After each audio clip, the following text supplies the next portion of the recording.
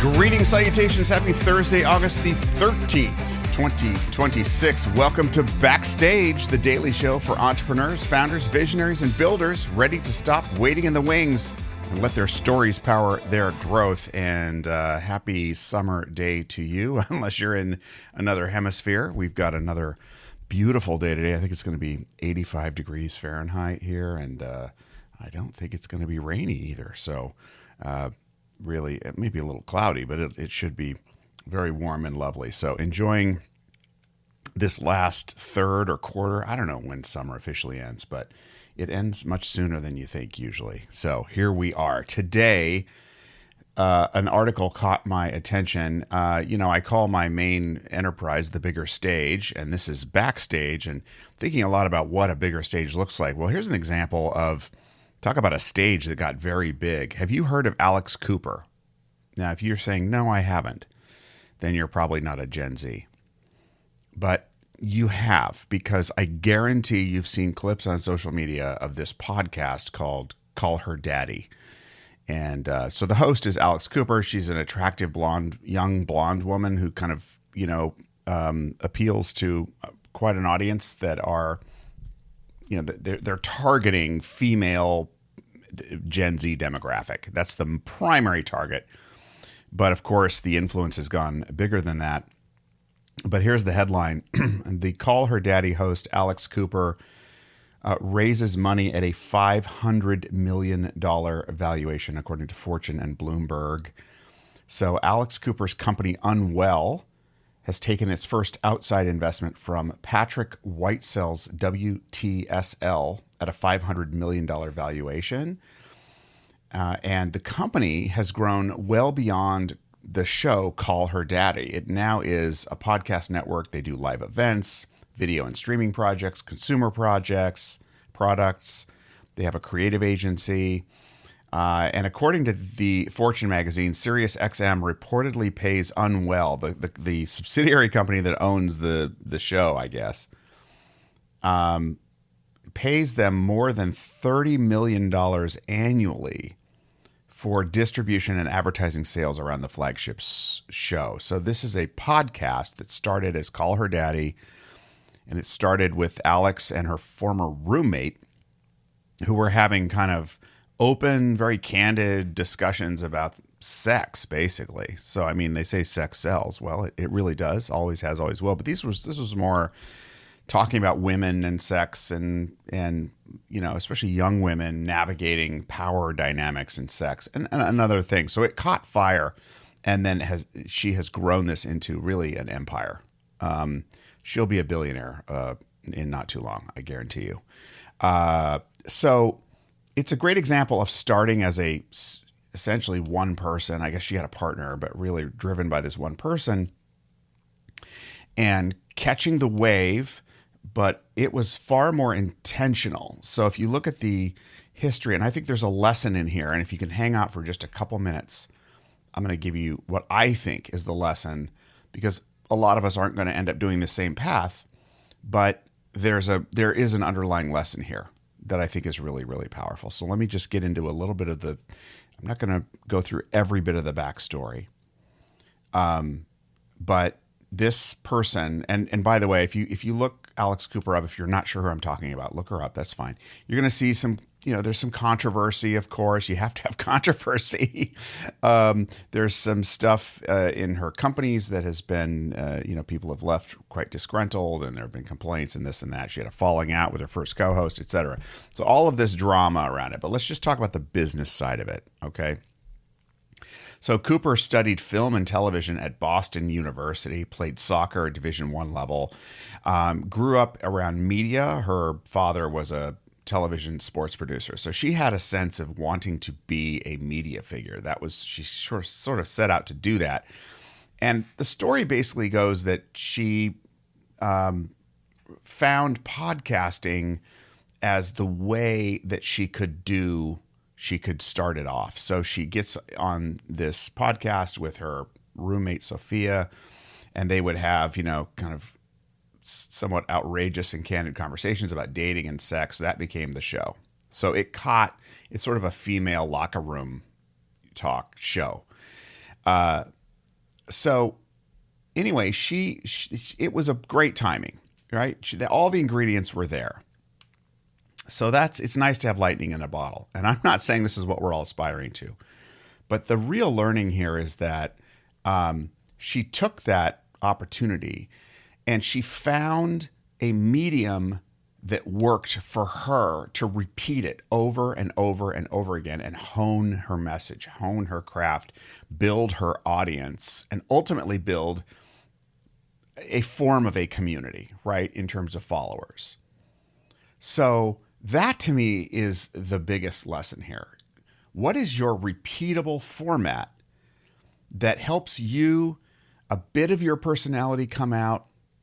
It both highlights who you are, your business, makes people feel like they're connected with you. They know where to go to find you in this confusing world that's sending feeds all over the place, and helps you hone it. So if it's a newsletter, for example, how could you make your newsletter different, better, and more unique than every other newsletter out there, right? Turn it into the most fantastic newsletter that connects people, that feels intimate, or that feels unexpected, or that delivers video, or, you can't embed video usually in a newsletter, but you can link to it.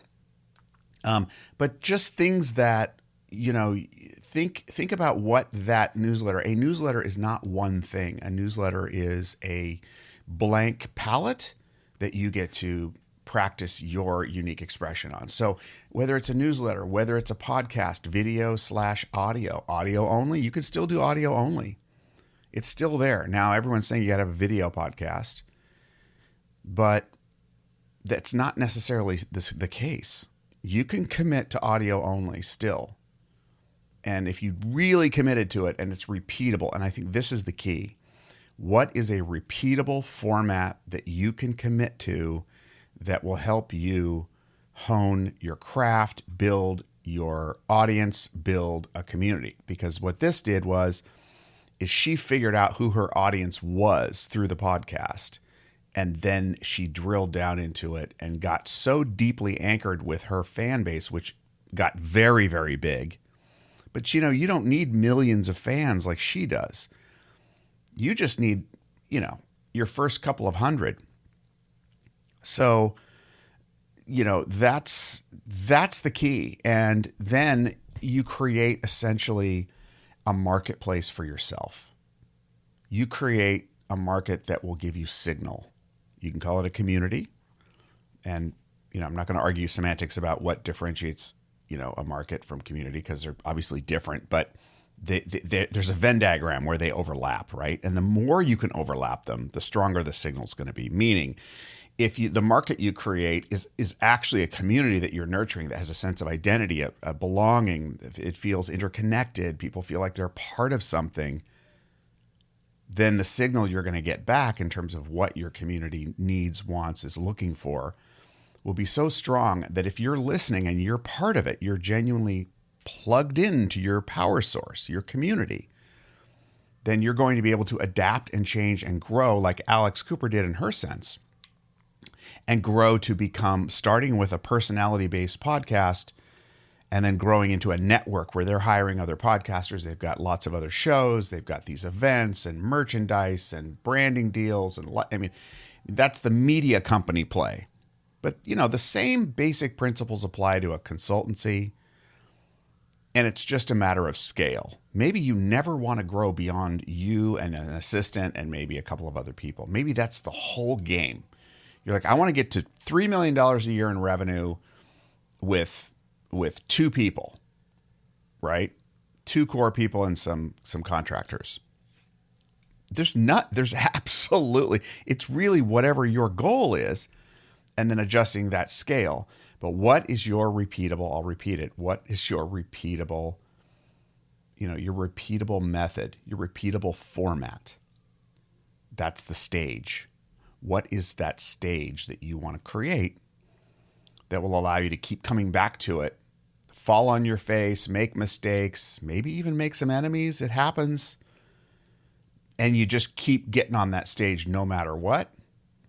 And eventually you hit an inflection point where people start coming in and a couple more trickle in. And now you got 5 people, you got 10 people. You got a few more.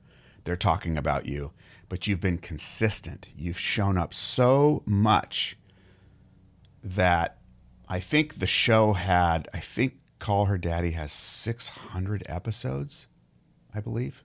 Something like that. Don't quote me on that.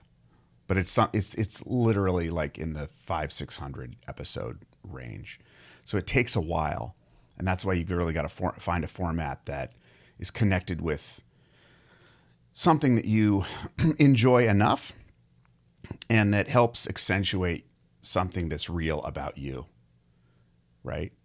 And again, we're not trying to be, reality show stars here, but the reality of 2026 and beyond is our humanness needs to be baked into the DNA of what we're doing for most of us, right? So what is your repeatable format? That's the question. And I think if you can really commit to that, then you start with that and then you go big. And whatever big looks like for you. All right, I'm going to leave it there. We're a little over time. Thank you so much for listening to my repeatable format, which I really, really enjoy doing, actually. We've grown our audience, although we're still at the stage where even if one subscriber on Substack, drops off, my heart hurts a little bit. I don't know why, but we're hovering around 50 subscribers on Substack, but the audience is much bigger than that because, of course, it's going out to Apple and Spotify and all the other platforms. So combined, we have a much larger audience than that, and it's growing. I'm looking at the graphs. I'm seeing the growth, and I'm really excited about it. So we're finding our audience and our community here, and I'm grateful that you're a part of this. All right. Thank you, as always, for listening. Please share this with a friend, colleague, a fellow visionary who wants a little daily inspiration. And more than that, just be good to yourself and others, and we will check back again with you tomorrow. Bye-bye for now.